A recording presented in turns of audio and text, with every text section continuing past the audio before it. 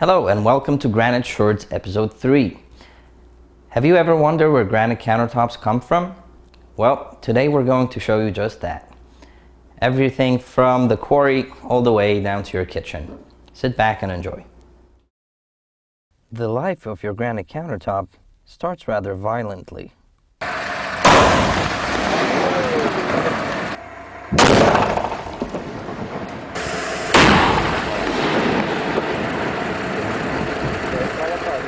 Blocks of granite are blasted apart from the rock at the quarry and transported to another parts of the facility for slicing.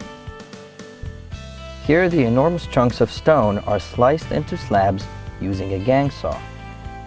This can take anywhere from a few hours to a whole day. The freshly cut slabs travel through a polishing machine. Now that they're nice and glossy, they can be grouped into bundles and prepared for shipping. Containers full of slabs travel across the oceans from all over the world to get to our yard. Here they are carefully removed from their packaging and placed on A-frames for your viewing. Once you have selected the color and got your cabinets installed, it's time for templating. Our professional crew will diligently make measurements and make templates of each cabinet. The templates are made from thin strips of foam core board that retain their shape and size even when subjected to water. He uses hot glue to put the pieces together and trims the strips that are too long.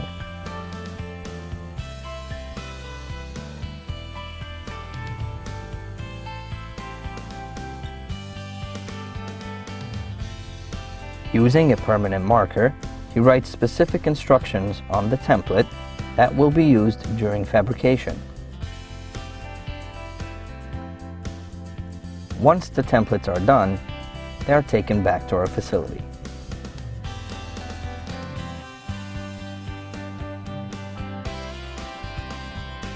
Here, they are placed on a special digitizing board, which translates the dimensions into a computer drawing, which is then sent to the CNC routing table.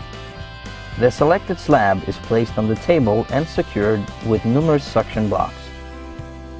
The CNC machine can cut, shape, and route an edge profile of a whole kitchen countertop in a matter of just hours. Now that the individual pieces are fabricated, it's time to install them in the kitchen. Piece by piece, they are brought into the room and placed on the cabinets.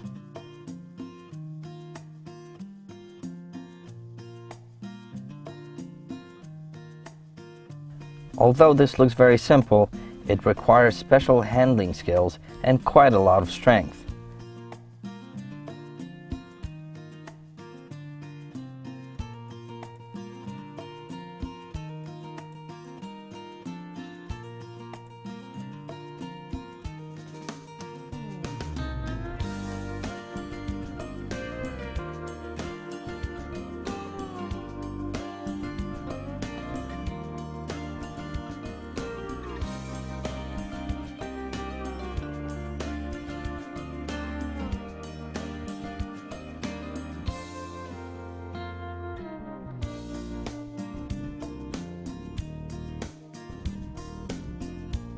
The installer mixes a special resin that will join the two pieces of granite. He adds some pigment to match the color of the stone, which will make the seam less visible. He then spreads the resin on the joint and pushes the pieces together.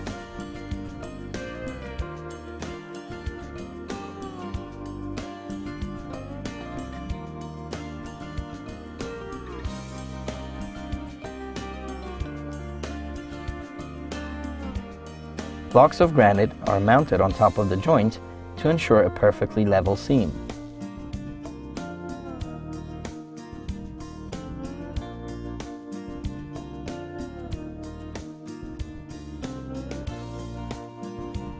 Once the resin has bonded with the stone, he makes the seam smoother by adding another layer over the joint.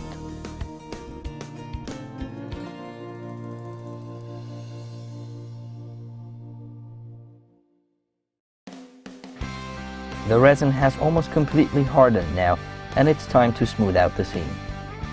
By using various polishing pads, the installer makes the joint smooth and undetectable to the touch. It's barely noticeable.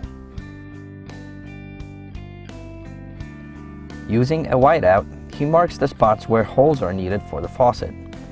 These holes will be cut after the resin has hardened some more. In the meantime, he can install the sink. A helper places the sink in its position, while the installer clamps it securely to the countertop. Using special brackets, the sink will be anchored from underneath. The last step is to cut the faucet holes. The installer uses a diamond core bit to make a clean cut in the stone.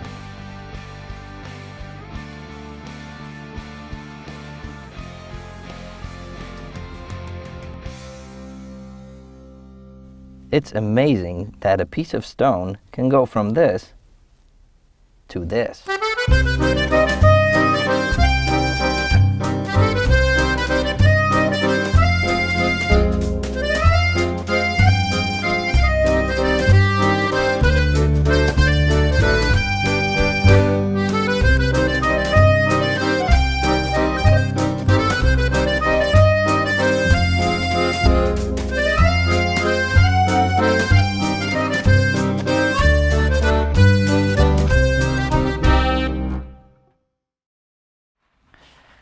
So as you can see, it's a long process before the granite ends up in your kitchen as a countertop. I hope you liked today's video, and if you did, please subscribe and leave us some comments. See you next week.